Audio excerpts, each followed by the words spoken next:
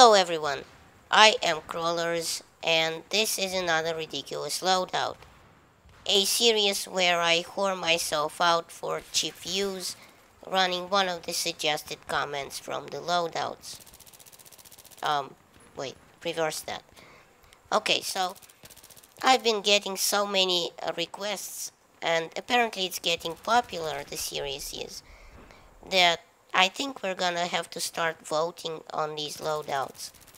I mean, something like, vote for the loadout you seem to like in the comments, so I wouldn't have to pick one out myself out of the many comments that I get, thereby sort of narrowing my choice. And I don't know, I mean, does this seem like a good idea to you, or just continue picking these comments at random? What do you think? Leave me a comment. We're gonna pretend like it's a democracy, and then I'll do what I always wanted to do anyway. Alright, so a fun loadout you can go to town on, this time suggested by BMX Rider again. A Splinter cell loadout of MP7 suppressed, and a suppressed handgun of my choice. Basically anything besides the G18, which in my opinion isn't really a pistol, and anyone who calls it that is a damn liar. Now, I chose the G17 because it's semi-automatic, and at first I was gonna go with the suppressed M9, but the G17 has a couple more bullets in the clip, so I went with that. Since, the silenced G17 damage drop-off happens over a very close range, I thought I'd need every bullet that I could get my hands on. Also, see below rare MP7 rate of fire. And as I said, the standard G17 does 25 damage at 12 meters, which drops off to 1375 at 50 meters. Now, the silencer moves that drop off to 6 and 40 meters respectively. So, you're not gonna be doing too much damage with your G17.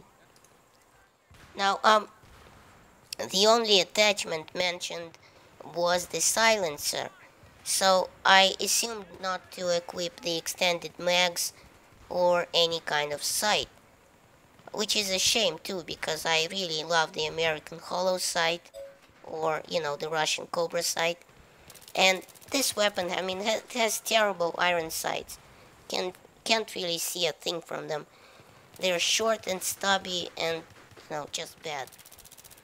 Now, the standard mag is only 20 rounds versus 40 in the extended one. And herein lies the problem.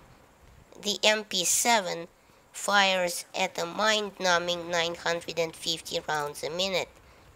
And therefore, you're gonna go through your standard 20 bullet mag, 20 bullet clip, like a tissue at a snot party. And if you want to get technical, it's 1.26 seconds of automatic fire per mag. Now, the MP7 also has the second worst side-to-side recoil of any PDW at 0.45 left and right, second only after the M5K at 0.48, a very small difference. Now, what this means is that the aimed fire is gonna be very much of a problem, and forget about shooting over anything but close range. You're just gonna make the enemy laugh, and when your mag is empty, you're gonna look pretty foolish. No, this kit is an ambush, up close and personal type stuff. You cannot take more than one enemy at a time with it, because more than likely you will reload after You will have to reload after each and every kill. In fact, if you get a sweet through and through double kill, it'll usually feel like Christmas. Now, what this kit is built for is a map with many corners and ambush points and short straightaways. Long distance, you're not going to be able to hit the ground in 3 tries. And in this case, nose hair canals is right up its alley, pun intended.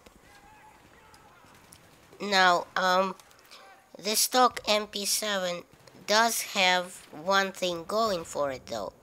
It's reload time.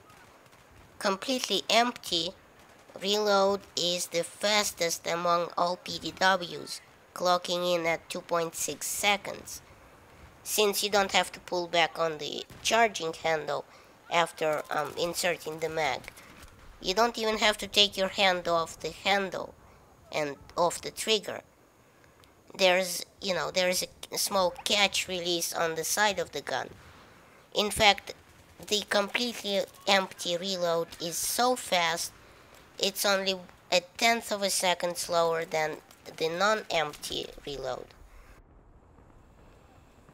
Now, the stock MP7 does a max damage of 20 at 12 meters and a minimum damage of 11.2 at 46 meters. Now, the suppressor moves that drop off to 6 and 40 meters respectively. So, not a whole lot of damage coming out of your gun. You'd probably have more luck just, using it as a bat, just swinging it and bashing people's brains in. But overall, it's a seriously fun setup if you're not gonna be surprised by hordes of enemies all at once, and maybe stem their advance with a well-placed claymore. I mean, this loadout, it's the first time that in over 1,000 hours of Battlefield 3 where I got a claymore double kill. I mean, it's a big thing for me, and obviously it goes without saying that you need to get the support kit with this gun, because otherwise you're gonna be running out of ammo pretty quick, and it's gonna become a serious problem. Well, thanks for watching. Please rate, share this video, and check out my other videos at the end of this one.